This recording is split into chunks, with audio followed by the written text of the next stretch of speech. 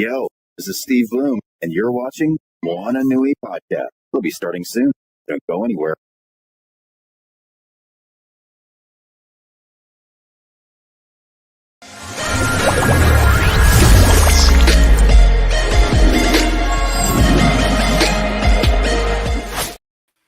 Aloha, everyone. Thank you for joining the Moana Nui Podcast. Of course, you're seeing we're missing one of the other half of the podcast. Don't worry, Moana will be joining us a little bit later on. Work, of course, is keeping her, but we're going to keep the show must go on. So, of course, we're excited about today's segment. For those that do not know and you're new to tuning in, the first Thursday of every month, we have a series called Malachi's Corner with the writer and creator Malachi Bailey. Like I mentioned, on the first Thursday of every month at 7 o'clock p.m. Eastern. So for those that are new to tuning in to this particular segment, and if you're living on a rock and don't know about Malachi, let me introduce you to him.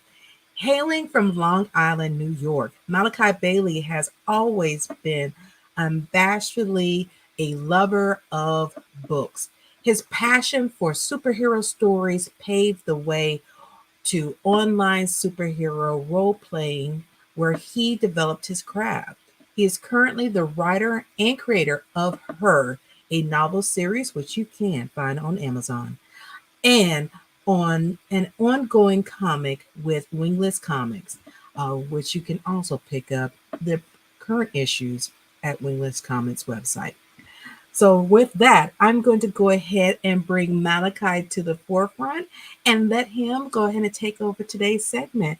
So Malachi, welcome to the show. Thank you, Dana. Thank you. I would wave, but my friend Brandon was teasing me. There was this clip of these three teenagers. They were doing a TikTok video or whatever. And, they're doing their little signs, whatever.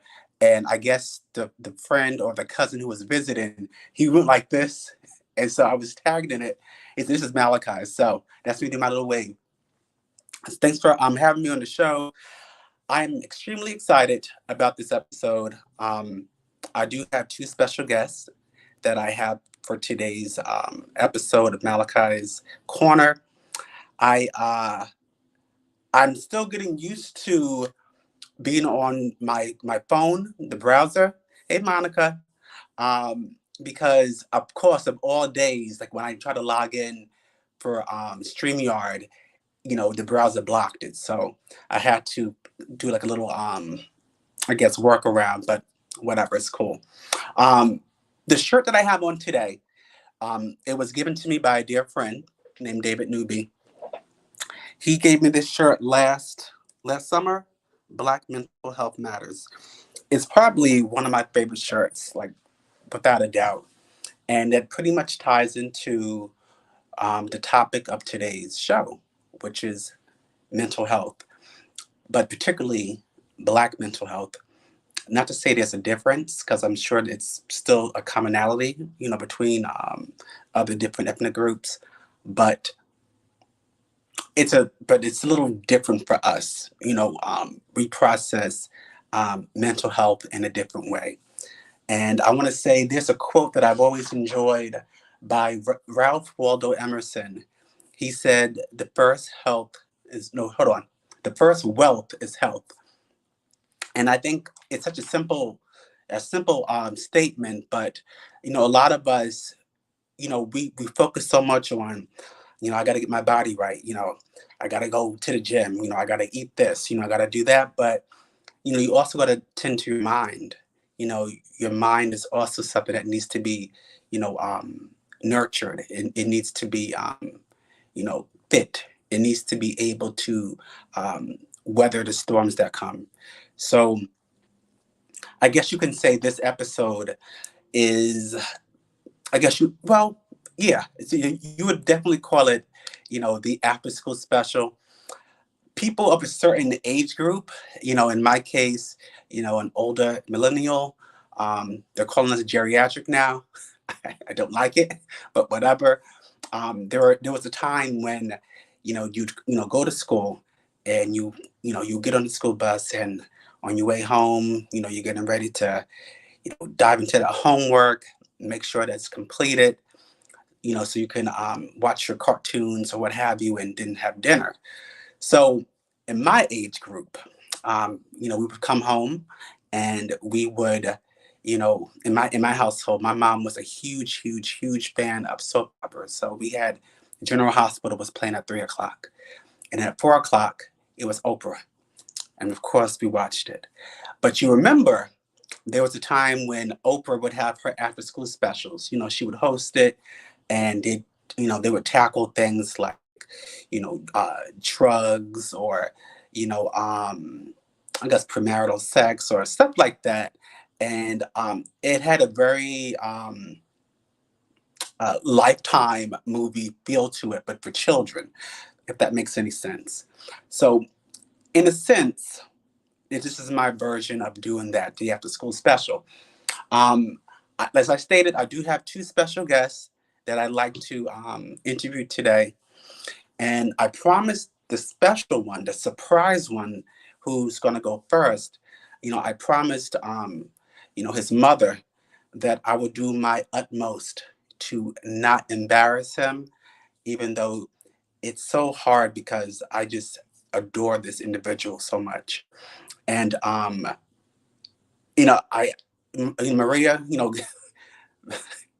I'm trying. Malcolm, forgive me. But I'd like to introduce my nephew, Malcolm Bailey Jr. Hello, Hello. how you doing? Good. All right, so um, I really wanted to do a show with Malcolm, and you know, we've had a conversation regarding, his feelings on the pandemic a few times, and I remember one of our more recent times that we discussed it. You know, I didn't like what I heard in terms of, what the kids are being subjected to. Personally, I don't. He is adorable. Yes, he is. Um, hey, Tony. um, I didn't like what he told me. I didn't like that. You know, we have kids who, for whatever reason, the remote learning. They're going to school. Physically, like why? There's a pandemic, and there's a new variant that's supposedly on its way. So for me, I'm thinking, okay, just remote learn, until we have a true handle on this. And some of the stories that he was telling me about the procedures at his school, it rubbed me the wrong way. But it also, planted the seed of having him on the show, to discuss, mental health in today's pandemic, and mental health, as a youngster. And I sound so old by saying youngster. Like, oh my God. Hey, Dennis. Yeah, if I keep on leaning towards the to the screen, it's because I'm actually working off of my cell phone doing this interview. I assure you, I'm not going blind as of yet, but the night is still young. So, Malcolm, I want to thank you for being my surprise guest for today's show, the third episode of Malachi's Corner. I'm very appreciative, and I want to ask you some questions, and I'm hoping you have some answers. So how do you feel about that? Okay. Okay. So I know you, I've known you since you were a baby, obviously. And, I'm familiar with your interests. I'm familiar with what you like and what you don't like. But to the people who are watching, the people who are tuning in, whether it's on Facebook or Instagram or Twitch or what have you, they don't know who you are. So tell me, who are you? My name is Malcolm Bailey. I like video games and like anime. I like to draw a lot, and I'm trying to write a book with my uncle. Learn. And I guess that's like it. I just I like anime. I like video games, and like I'm weird. You said you're weird? Yeah. How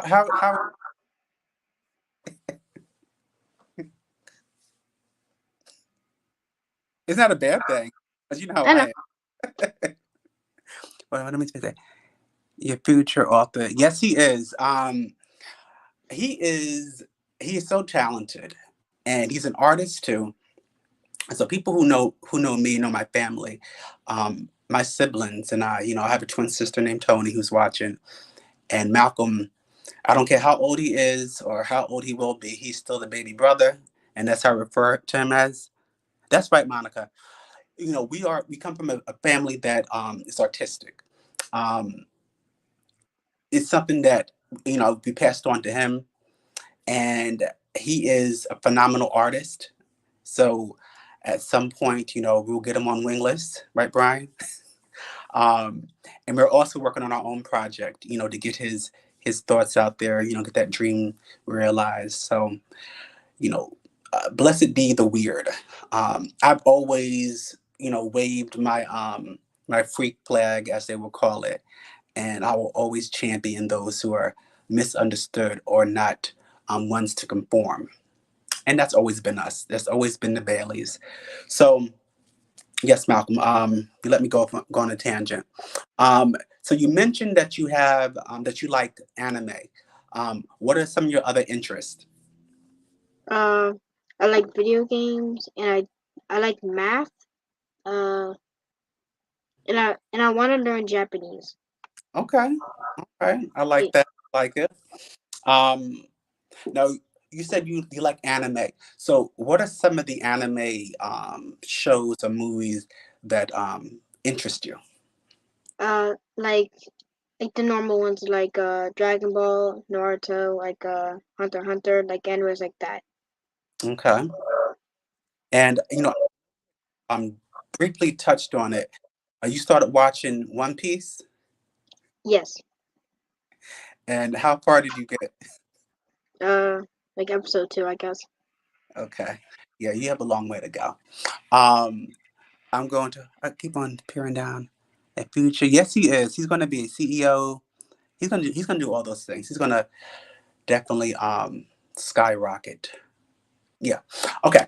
So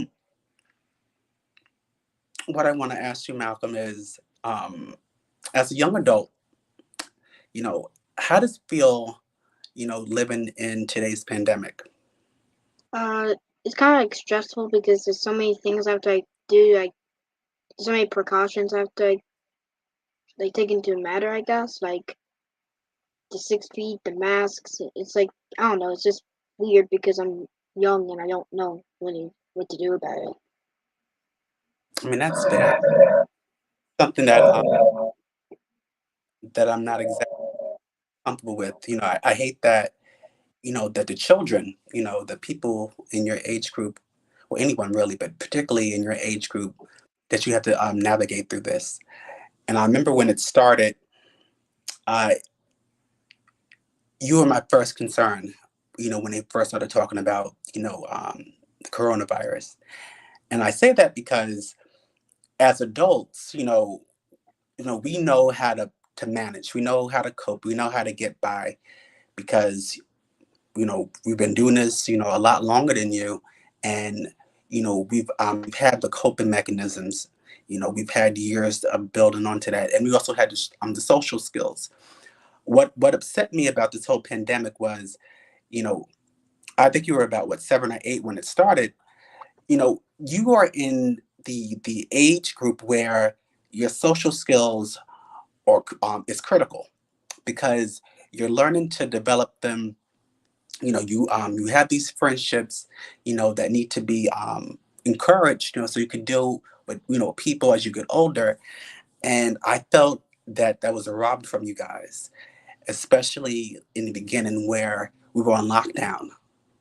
And it upset me. And even one of my good friends, Monica, her daughter, she was in high school during the pandemic, and she couldn't even do the junior prom or anything like that because Everybody's locked down and remote learning. So I get it. I can empathize with you. Because I'm not in your position, but I can totally see why and how it's confusing, especially when it seems like we are kind of like, when you have like a hamster and they're on that wheel and they keep on going on that wheel. It kind of feels like that's us. So you mentioned that you had those interests. How do you how do you cope with that? How do you pass the time during the pandemic? Aside from video games, do you get into sports or tell Malachi? So I was doing soccer when uh the pandemic started, but they shut it down, so that was like I didn't know what to do. Besides video games, like I just hang out with my family. Like I Mhm. guess like order out sometimes. Okay. I guess just like that, like binge watch shows and play games. Like Okay. Now, and this is more of a personal question that I'm going to ask. And it's not going to be too deep, but you know, how can I, as your uncle, how can I help you navigate this better? What can I do? uh, I don't really know how to answer this question. It's kind of hard. I guess like just teaching like the precautions when it just started, like my parents did and you did, and like just make sure I know what I'm doing in like the pandemic, like my parents and you did. There's like just like stuff like that. Consider it. All right. And my the last question for you, Malcolm, before you do what you got to do. Um, how are you feeling? Uh, like good for like that's like the past week or two. I've been feeling pretty good now. Okay. Uh, when COVID started, it was stressful, but also like quarantine was kind of fun because I had like the online school was kind of fun, but I don't know. So like I I'm mean, feeling good right now.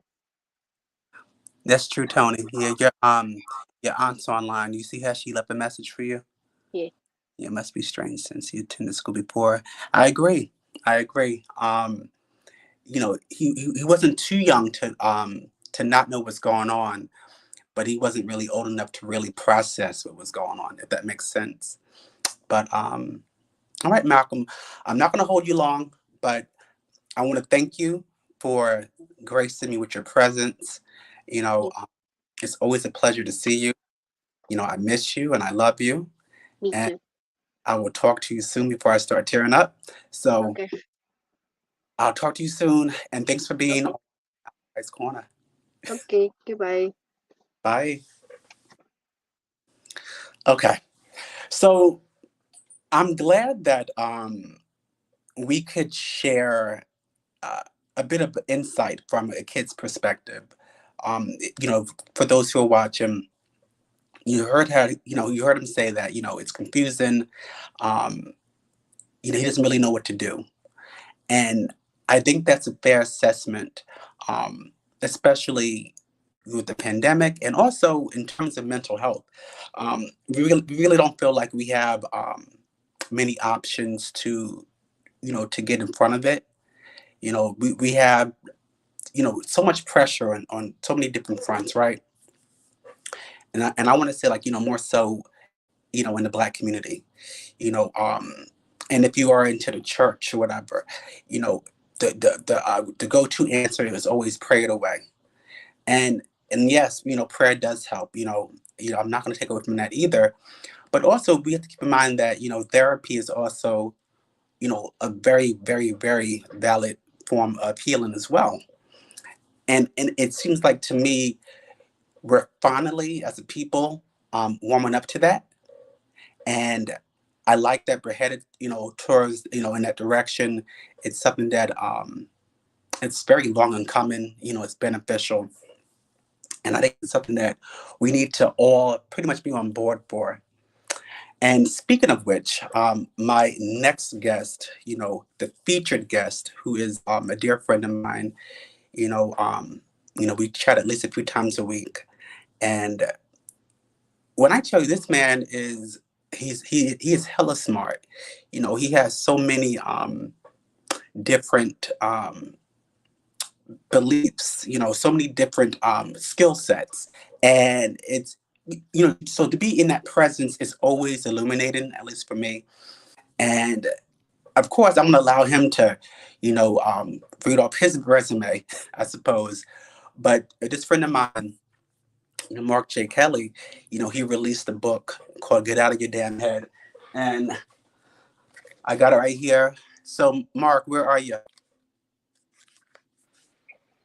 I'm Hello, here. sir. I'm here. What's up? What's up? What's up, yo? What's It's good, good to Malachi? show.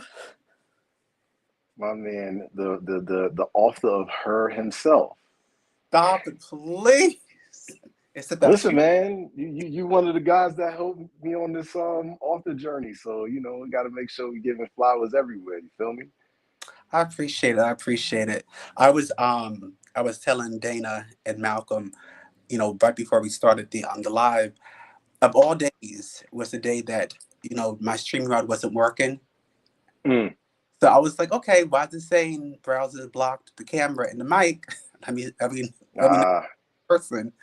And so I'm glad that you were able. Let me see. Agree. Yes, that's true. Yes, you know, flowers galore. So I'm glad that you were able to get in. You know, and I'm excited about the show. You know, and I know that we had wanted to do something like this before, yep. but you know, Mark, I was, you know, as you was listening to me, you have worn so many different hats. And I remember when we had that phone conversation and you told me everything that you did. It's just like it is mind blowing. So with that said, I'm gonna lead into my first question. Who are you? Sure. Um, a black man with a plan. That's who I I like it. am. You want me to? Oh, you really want me to do that? Yeah. The I mean, whole. I know who Oh, you we really got to are, do this again, yet again. All right, cool. This is the thing I hate the most, so we're gonna get this done fast. but all right. Um, Shout out to everybody that tuned in this evening. I appreciate every single one of you, everybody, from the Moana Nui Podcast to Malachi's folks that are tuning in, and all my people from the Dopeness Only, Mark J. Kelly family. Y'all know the vibes. Yeah. So anyway, that's getting that out the way. Damn, I feel awkward today. I don't know what this is. I feel awkward. Why am I feeling awkward today? This is different. You know, Um, it's probably no, the right. I never like literally I never feel awkward. So I'm like, what is this? What is this vibe? What is going on in the ether today? Yo, look. So I'm Mark J. Kelly, the Renaissance man, the man of many hats. So many nicknames, so many taglines. Give you guys a quick synopsis of who I am. I am a guy with a finance background, used to work on Wall Street, currently do business consulting for entrepreneurs, small, mid-sized businesses, financial and marketing and branding strategy. Amongst those hats that Malachi is referring to, I'm also a professional photographer. I build and design websites. I have several brands. I have my Refined Apothecary brand, which is my health and wellness luxury self-care brand. I also have my apparel brand, Dopeness Only, which this is a shirt from, and so is this hat. Check out dopenessonly.com if you want to holler at that. Any of the dope shit I got up there. That's why it's called Dopeness Only. Then my personal brand is the MJK brand, under which I released the book and also offer the consulting services and professional services that I named a moment ago. I like cats. I'm a gamer. Anime is life. Um, Black women are life. Shout out to Black women. I wouldn't be here if it wasn't for Black women, and Right. I definitely wouldn't be here if it wasn't for Black women as a whole, because they definitely hold it down. Um, and all of those who know who they are, I'll shout y'all out later. So yeah, that's me. I'm sure I missed some stuff, but we're gonna go with that for right now. I appreciate it, sir. So you had mentioned your book. So, and that leads me to my next question. What prompted you to create Get Out Your Damn Head? So the short version of it is a friend of mine reached out to me actually on Facebook Messenger, and they were going through something that day, and it's just like, yo, how do you stop overthinking? And I'm like, stop it? Can't really stop it. Can Mm, you manage it? Can you work through it? Can you find, tools and mechanisms to get through overthinking? Yes, you can do that. And mhm. so, I crafted this response that was, me tapping into like, oh, I'm also a life coach, my life coaching hat. And from there, it was like, wait a minute, I'm on to something here. Cause I really like sat and I structured out this response. It wasn't just like when I responded, I didn't respond in like a conversational way, like, oh, okay, like, at the beginning, yeah. But once I realized there was like something going on, I kind of went into like coach mode and was like, all right, this person's asking for help. So I put it together, crafted this whole response, and then I looked at what I wrote and I was like, wait a minute, that's some smoke right there. I think I need to use this as a springboard to make something greater, because this advice that I had crafted was pretty goddamn good, to simply put. And I'm like, I wanted more people to have that. You know what I'm Mm. saying? And I was like, okay, in what context can I put this where people who overthink, who have their varying levels of anxiety and go through their process, they get the paralysis by analysis, right? I like that. How can I create something to help them, but Mhm. not necessarily one-on-one, right? Like I can't, it's only been so many hours in a day. I do so many things. I can't imagine like, all right, I'm gonna be able to touch everybody. So I was like, let me put together a little, book, worksheet kind of thing. And then that's kind of how it happened. I was wanted to show some of the interior for those who need to purchase a copy. You can find it on Amazon. Yes, Um, sir. I mean, look at this. It's delicious, and it's so important now, based on what we're currently going through. Um, the pandemic. And I know I keep on going back to it, but the pandemic, it has added this unseen layer of anxiety. And you might have heard my nephew say that he's a germaphobe now because he doesn't want to Yep. get it, and I totally understand that. It makes you more aware when you go out to eat. Like, Right. personally, I can never do another buffet again. Oh, nah. I don't know. Buffet. Yeah. Buffets were sketchy already before the pandemic. They, Like, we still put on our blinders, but people sneezing, and I just can't do it. Monica, what you nah. say? Good, that's right, Monica. It's delicious. Just come on down the hall, and you can go through mine initially, and then we get yours too. Um, but yeah, so I wanted to pick your brain, Mark, because you're such an interesting guy, and you always have a wealth of knowledge. So, as a fellow creator, what was the process for you in creating the book? What is your creative process in general? Organized chaos is how I describe it. Okay. The reason why I say such is because I draw inspiration from a lot of different things, Okay. from music to television shows that I remember watching, or something I'm watching currently, or movies, or just anything pop culture, inside jokes I have with my friends, Mhm. just things like that.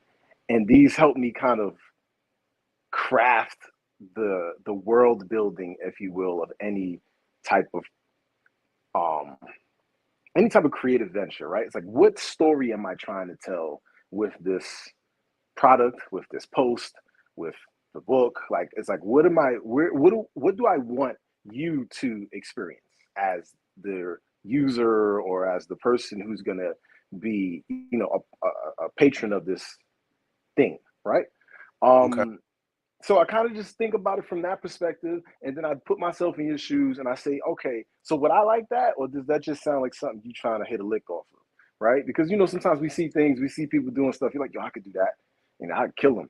But then realistically, it's like, all right, but is that authentic to me? So for me, I have to figure out, does it resonate with me authentically? Is it something that I feel, dare I say, spiritual about, right? Hmm. And or passionate. And then from there, then it's just starting to structure it, um, and map it out. But I also structure and map things out on the fly and on the go. So, you ever hear the saying around entrepreneurship where they say entrepreneurs are the type of people that jump off a cliff and create a parachute on the way down. Okay. And that's kind of how I approach my creation flow and how I come up with things and how I go into my creative process is I come up with an idea. I think about all of the people that I would think would want to touch this, right? Then I'm like, what do I want them to experience?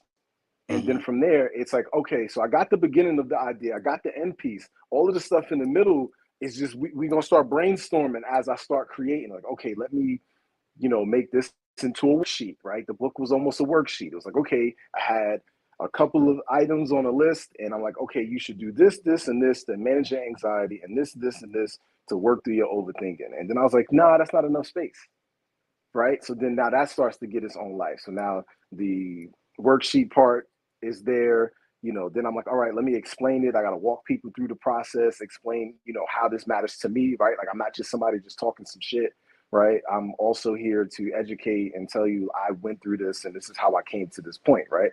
Mm-hmm. And then from there, you kind of just back into it. I think what happens a lot of times with a lot of creatives is that people obsess about that in between stuff, right? The details and making sure that everything is, all the T's are crossed and the I's are dotted. You know what I'm saying? And sometimes you don't have to do that. Like I could even talk to you about like my refined apothecary brand, like which I happen to have here. This was on purpose, but it actually comes into play now, right? So like this bottle here, Uh-huh. when I started this brand, I didn't even have these amber bottles. I had Mm-hmm. clear bottles, right? I think they had gold tops. And at a certain point, I used to wrap like this cool foil leaf golden thing around it, right? And it made Mm-hmm. sense. I liked how it looked. People liked how it looked. The product was already the product, right? I'm just trying to figure out how to present it to people. So mind you, when I was looking at these amber bottles before I switched to them, I was looking at purple bottles because I liked the color purple. It felt regal. It had a reasoning, right? There were Mm-hmm. these pink bottles. I have a thing called goddess oil, or oil called goddess oil. Then, most of my demographic in terms of my customers are women. So, ooh, pink women. Then you're like, no, right? Like it sounds good, a first thing. And then you start going through this checklist. Okay. And then, kick it off somebody, throw it off somebody's brain real quick. Like, hey, what do you think about this or this? And they're like, nah, that one. And then I'm like, yep, because that was the one I really wanted to go with anyway. And then you just do the shit. At a Mm-hmm. certain point, you just got to do it. Like you can't overthink it, right? You got to get out your damn head. You have to just say, okay, this is where I'm trying to go. This is what I'm going to do. I have an idea how to do it. And anything that I don't know, I will know because I'm going to do the research and I'm going to teach myself, or I'm going to reach out to people who can teach me and or maybe do it for me, right? And then there you go. It's no more complicated than that. And that's the process that I follow. Aw, that's your older brother. Well, he said this is your older brother. Oh, yeah. It's my guy. What Welcome, up, welcome. Mike? So I wanted to just hop back onto what you said about your products. Uh, I benefit from using the beard oil. It gives me a lustrous look, and I'm here for it. Um, Mm-hmm. so, Mark, we need to get those websites. Get people to get those items in their shopping carts. So, if someone could find the website and put it in the comments, that would be delicious. Thank Yeah, you. yeah. The best place to do that for anybody who's trying to go to the mjkbrand.com, and then you can go in there and then hit my signature brands in the menu, and everything is right there. I love it. Okay, so back to the creative process. No, did you notice there was a difference, or is there a difference to the process pre and during COVID? Um, I think it's a yes and no, right? Okay. Um, actually, you know what? I'm gonna skip that. I'm gonna go hell yeah, right? And here's how. Okay. Before COVID, anytime you thought about an idea, you wanted to do something, right? We all do the research, the legwork, the figuring out, the having conversations, all the fact finding. But we used to do that in person, right? You would go try to have a meeting with somebody, meet with somebody at a Starbucks or at their office or wherever, create a space, co-working spot, wherever you could, right? At a Mm-hmm. bar or whatever. And then it's like, hey, I got this idea. Want to run it by you. Part of that is catching up and doing, the regular bullshit and then that part. And depending on people's schedules, that could have taken, a week or two, maybe even a month, especially if you're talking to somebody who's busy, they have their own business already. This may be like a mentor or, that sort of thing. So now you're trying to work on calendars and schedules and all of these things. Now, because of the pandemic and the popularity of Zoom meetings and, what we're doing now, Clubhouse, all of those different things, we have now adapted virtual connections and virtual conferences for real. So now I don't really have to meet you where you are, right? I don't have to worry about finding time when you get back from LA because you was doing whatever in LA, or you went to Atlanta and you was down there, whatever. You had time to have a conversation, right? Mm-hmm. But we weren't on that type of time, and I wasn't flying to Atlanta for a 30-minute convo, not necessarily, right? Depending on what, who and what. But you're also going to say, okay, now I can carve out 30 minutes of a day that I knew I had light, and we just hop on a quick call. And you can pick someone's brain, you can ask all the questions, and then also just even with the instant messaging, right? Facebook Messenger, text, Instagram, everywhere, you know what I mean? Before we weren't heavy on, texting and short messaging. Now it's our way of life almost to a T. So to where the point where most people don't even like long form messaging anymore. Like, you know what I mean? Like what we're doing here, writing books. We're like the last of a dying breed that's trying to hold on. You know what I'm saying? We trying to hold the wall in the north. Like that's what it is. Books too at that. Right. So, now when you're trying to create something, you have a lot more resources available to you. You can connect with people a lot more easily and get quick questions answered quickly, right? So it can speed up the process, and you can also through all types of software as a service, enterprise softwares, and things like that. You can also collaborate with people and have people work on your project that before you had to get in a room full of people and do this thing for however many hours. Like, yo, look, Mal, I'll send you the manuscript. Can you edit it for me real quick? Make sure everything's good. You're like, all right, fine. Then I'll talk to somebody else and say, hey, can you do the cover art and make sure all the outlining inside the book is fine. Shout out to my friend Val Ashford, the Afro Buddha, who actually did that for me. She is the shit. I love it. I wanted to tell you, and I love that it's us on it. Well, not us, but I love it's. Yeah. You guys even see it? Yeah, that's beautiful, and it has that cartoony look to it, but it's not over the top. It doesn't have like a SpongeBob quality to it. Right. Yeah. No. And the reason why I went with that aesthetic was to just lighten the air on the topic. You know what I'm saying? Mm-hmm. Because when we think about our anxiety, mental health, all of these things, it's a stuffy topic the way people talk about it. It's a triggering topic. It's a sensitive area. And not for nothing, even the design and the color aesthetic I chose based off color theory. And I use that to craft the blues and, the other contrasting colors, because these are the colors that, if you look at color theory and the color wheel, that are soothing and calming and things like that. Everything that was done here was done on purpose. You know what I'm saying? Like there's nothing there that's just there because it's cool. And we was like, yep, we running with it. No, I do that sometimes, but not with this one. So yeah. I like that. Cause it has a refreshing, quality to it. So when you just told me now about, the color theory and how it was meticulous, like, I know that's you, there's always, a plan that you have in place, a plan within a plan within a plan. So, I do appreciate you sharing it with the people. So just to circle back to the mental health, what is the best way to protect your mental health during these times? Is this a PG show, or I just want to know how much cursing I can get away with? I mean, it's my. You want to say? I saw your nephew on here a second ago, so I didn't want to go too No, he hard. Where I was probably about to go with work it. now. I mean, getting ready for bed. All I right, don't I didn't know if you're listening. This is being broadcast to Twitch and stuff, so I don't, matter of think fact, so. I'll clean it up. Don't worry about it. Don't worry Uh, about it. I just want to know. 'Cause I'm like, if we could get it off, I was going to go there.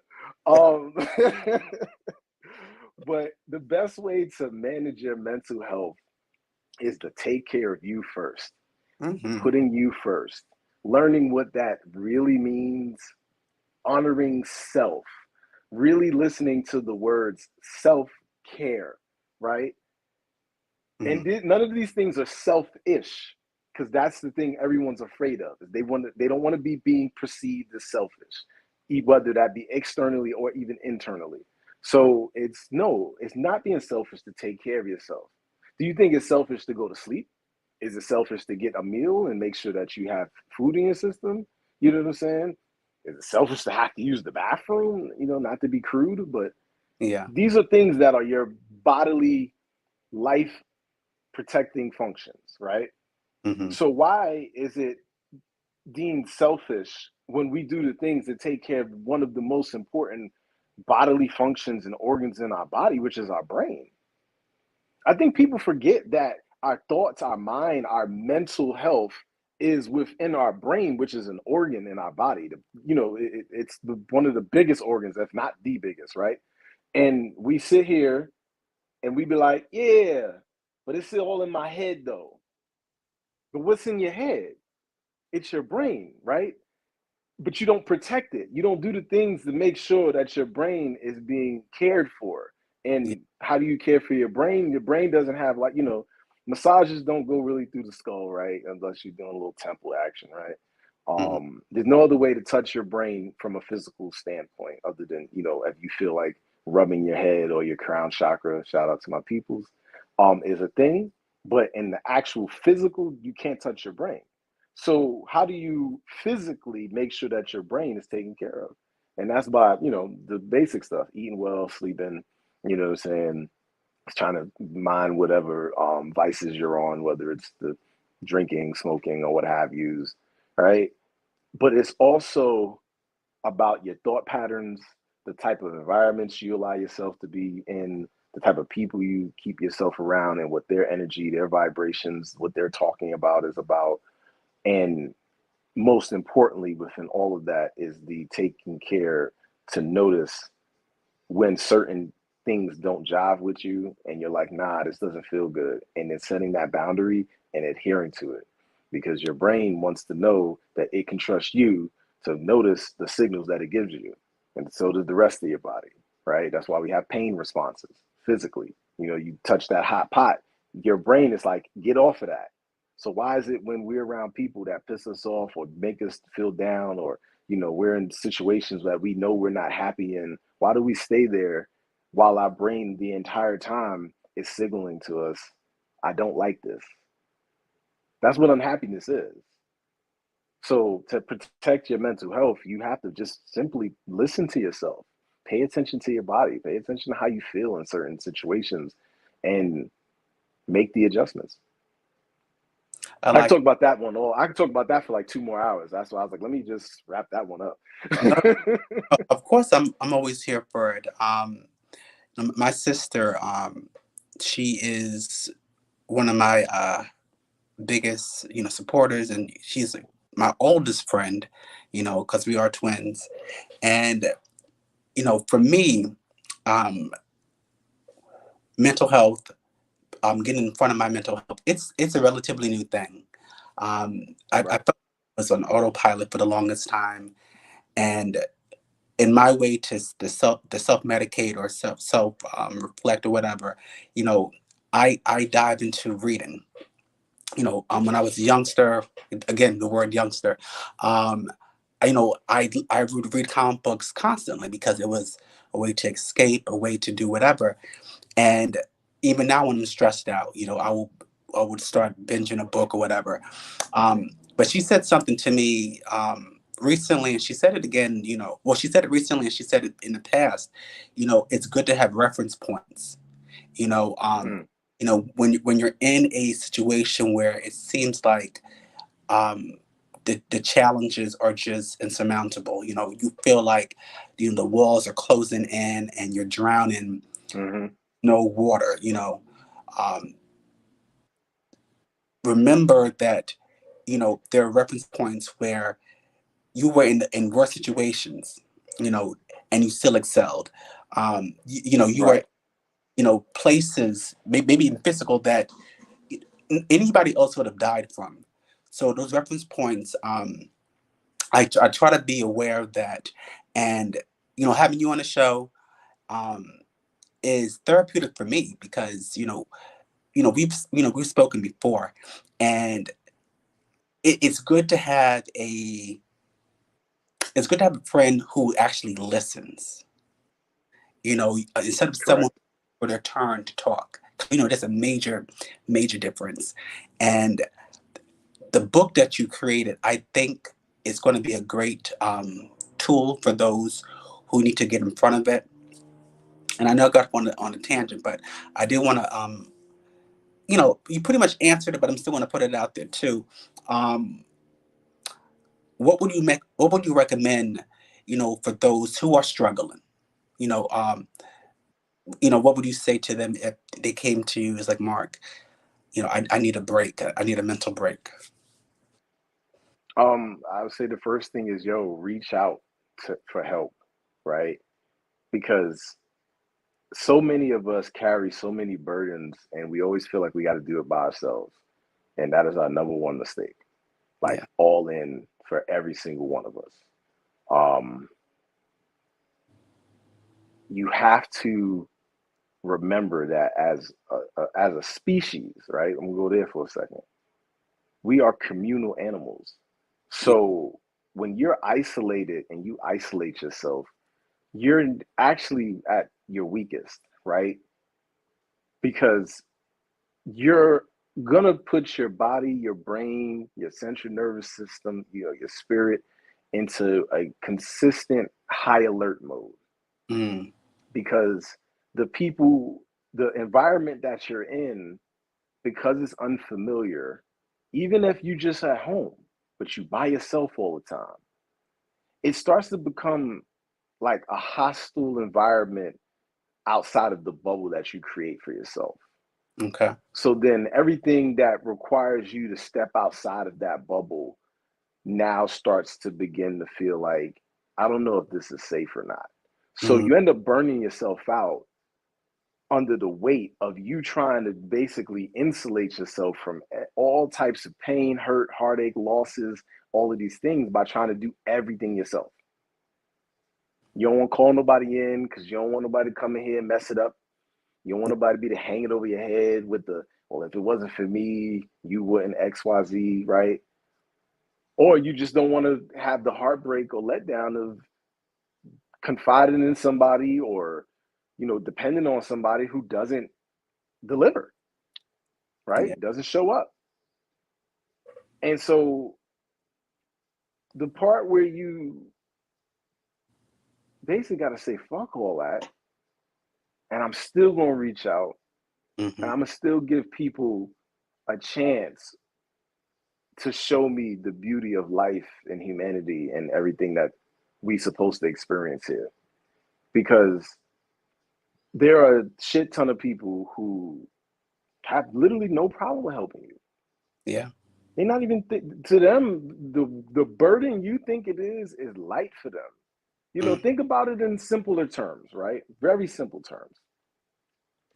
You walking up to your house, your apartment building, wherever it is you live, and you see an elderly woman with some groceries, right? We're gonna go back because now everybody getting, delivered some DoorDash and all that stuff. But let's say this is what you're looking at.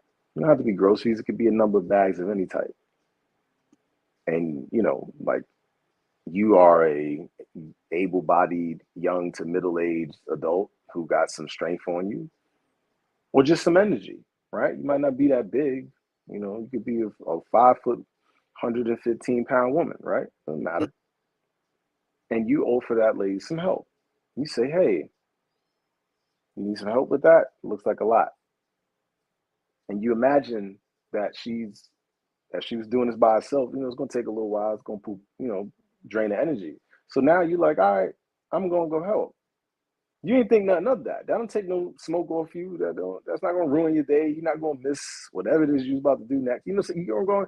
So with that said, what is the difference between that and then just reaching out to your people that are willing to help you with stuff? It's the same energy.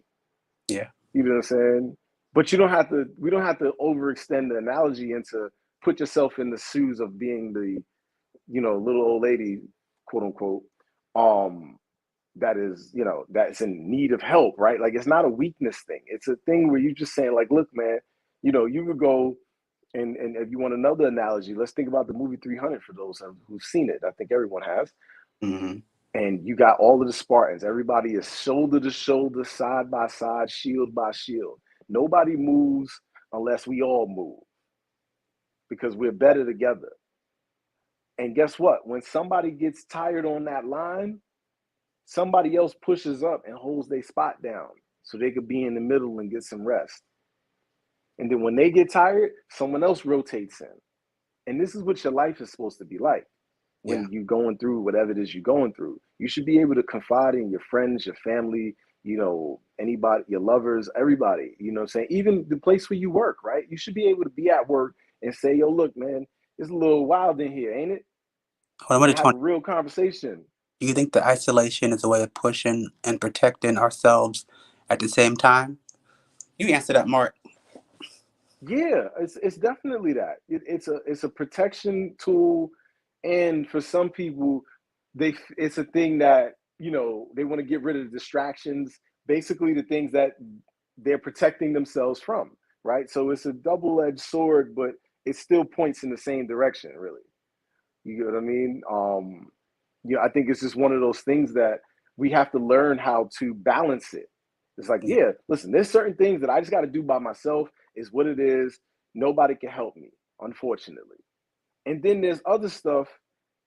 But look, before I even do the other stuff, but even within that, there are ways you can still help me, right? You can take lighter loads off my plate. You can just words of encouragement, telling me that you love me, that you're proud of me. It's little stuff like that for someone's psyche, sometimes that's all they needed, right? Sometimes I don't want to have to go into the whole story just to let you know, like, yo, look, I'm having a rough day. Cool. I don't necessarily want to talk about it because I don't necessarily want to re-trigger it or relive it, but I do want to just have good vibes. You know what I'm saying? Like my cousin, me and him do this literally every day. We get on the phone, even if it's only for 15, 20 minutes, and we'll talk about everything but life. And the reason why we do this is because this is our safe space to just be.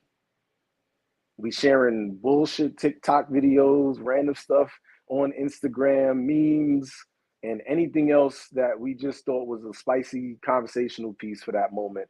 And he goes back to work and I go back to work, and it's just our safe space in which we do that. And what can we both talk to each other about the heaviest stuff? 100%.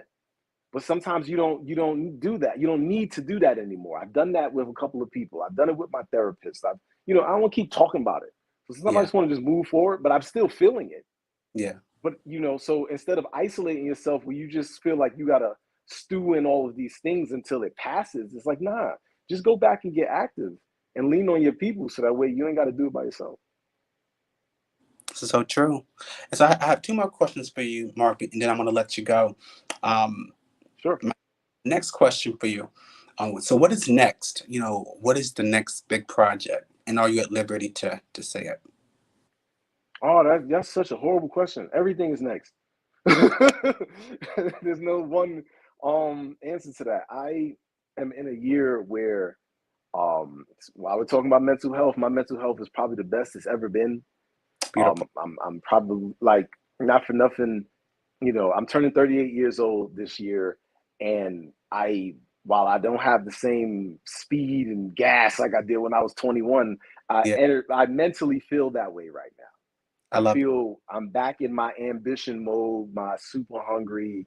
I'm coming for everything. So you know, I have a lot of expansion with the Refined Apothecary. I've been moving into more of a wholesale role and creating signature scents for brands on there. And, anybody who's interested in that, please reach out. Even with small and mid-sized startups, like I have packages and things that I work with for businesses of those sizes as well. So there's a lot of that happening. I have fragrances that I'm bringing to the Refined Apothecary. I'm revamping my Dopeness Only apparel brand. I have some things in the, what you call the ATF bucket, the alcohol, firearms, and tobacco. Got some stuff over in that direction that I don't want to really disclose. Yeah. But Okay. just know that I'm coming. I'm coming for fine tobaccos and fine spirits. Just keep that in your mind. Anybody's familiar with my men's lifestyle magazine, Mr. Refine, from 2016. That's the direction. So that kind of thing. Your next question, because I know we're getting tight Yes. on time. So my last question for you, Mark, where can we find you? Right here with you, doing the thing. Yo, you can find me primarily on Facebook. It's the Mark J. Kelly, or if you type in my name, it's Mark J. Kelly, Mark with a C. You can check me out on TikTok. I'm actually trying to ramp up my efforts over there, doing short vids and talking to the people over on TikTok. Again, it's at the Mark J. Kelly, at the Mark J. Kelly on Instagram. You can check out the Refined Apothecary at the Refined Apothecary on Instagram. Dopeness Only at Dopeness Only on Instagram and on Facebook for both of those brands. And that's where I'm at, Or, if you want to catch me streaming, I'm about to ramp that back up probably by the end of this month on my gaming channel on Facebook. It's the Archer Troy Gaming is what it is, ARCHERTROY. And I'm also Archer Troy Gaming on Twitch, which, one day I'll get on Twitch, but Yeah, I don't know. today I'm on Facebook. Mark, I appreciate you being on the show. This was very, very cathartic. And it felt real because it was real. And I'm hoping that a lot of the people who are watching this, were able to take at least something from this, because you are a wealth of knowledge. I'm glad you were able to share that with us. People, don't forget, get out your damn head, and also go to Amazon to purchase. Yeah, man. I did. And yeah. But Mark, thank you. We'll talk offline in a little bit. Malachi, thank you for having me on the show. And all of the things. I really appreciate it, brother. And the vibes. We're gonna do what we do. We're gonna connect. There are ways to do. All right, man. Well, Mark, once again, thank you for coming on to the Moana Nui podcast, introducing our audience and guests that are joining us for the first time to hear about you, hear about your journey, and also all the ways they can help and support you both in your books and your other businesses. So thank you for your time and being a part of the show. Definitely. Thank you, Moana, just for even creating this platform that we could be able to do this today. I'm deeply honored and, love to come back and contribute in whatever fashion that you may need. Well, we'll love to have you come back as a guest so we can interview a little bit deeper and learn more about you and some of the stuff that you're doing. And you probably saw one of our comments. We actually have a monthly segment with a Black female therapist that comes on and talks about different mental health tips, Nice. Things from grief to hyper independence and healthy conversations and more. So she comes on Nice. on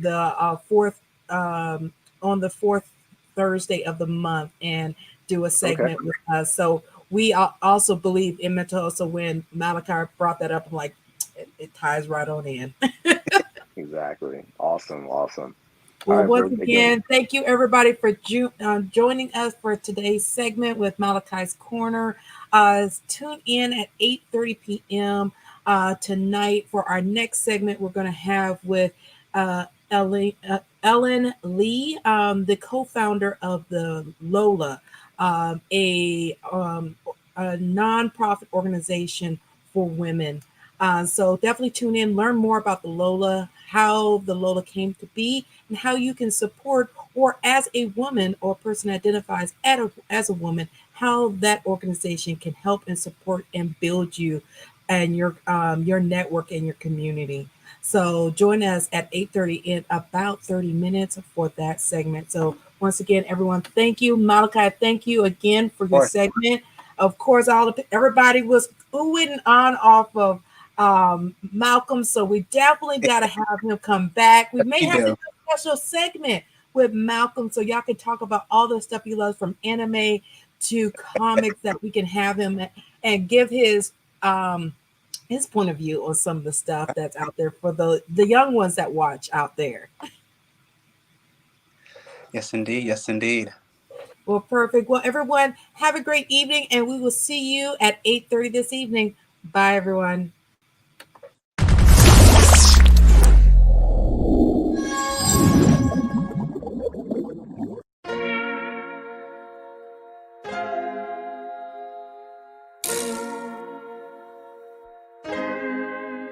So many stories left to tell, even if we have to ourselves. Can't keep history on the shelf. If they won't tell it, we will. If this the land of the free, it was a freedom then. When they annexed Hawaii and called it Cedar Lands, without any type of payment and no signing off. Called themselves the Republic in 1894. 1.2 million acres overtaken from the native Hawaiians. When they resisted, the West retaliated in violence and erasure. The Hawaiian language is banned as part of colonialism's plan to expand, yeah. Stuck between a rock and a hard place. Multiple bombings of Kaho'olawe as a part of their ongoing war with Asia. Used it as a place for target practice. No consent or compensation. Colonizers call for annexation. No work out for all the locals. School will never let you know. So many stories left to tell, even if we have to ourselves. Can't keep history on the shelf. If we won't tell it, we will. Too many stories left to tell, even if we have to ourselves. Can't keep history on the shelf. If we won't tell it, we will. We will. So if we put Hawaii into perspective, well, Black and Asian history is interconnected. Considering the fight with the Pacific, then of course, versus Asia, they was treated as a middleman for war, but didn't let the Western colorism run its course, cause dark skin was a sign of dignity to core. The land was taken in the name of capitalism, when prior to it was an actual kingdom. Clap back at the system. Stuck between a rock and a hard place. Multiple bombings of Kaho'olawe as a part of their ongoing war with Asia. Used it as a place for target practice. No consent or compensation. Colonizers call for annexation.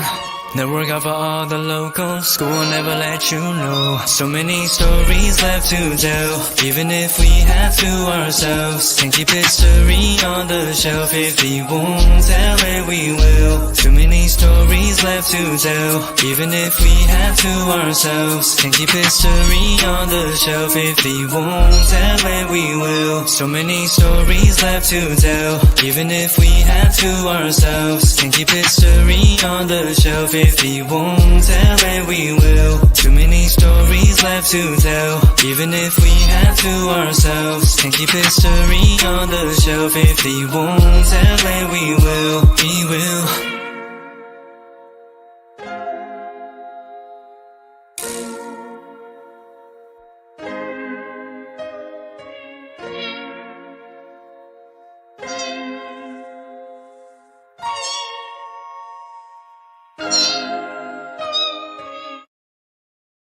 I'm Steve Bloom. I've been a voice actor for more than 30 years, playing characters like Wolverine, Starscream, Tank Dempsey from Call of Duty. With Bloomfox Studios, I've learned so much about myself. Learning to breathe, to no fear, to getting ugly in front of the mic. One of the biggest changes I've noticed, at least for me, is how much my confidence level has gone up. I've done an Eastern European video game, an e-commerce commercial, a documentary. If you're thinking about getting into voiceover, just do it. Jump in.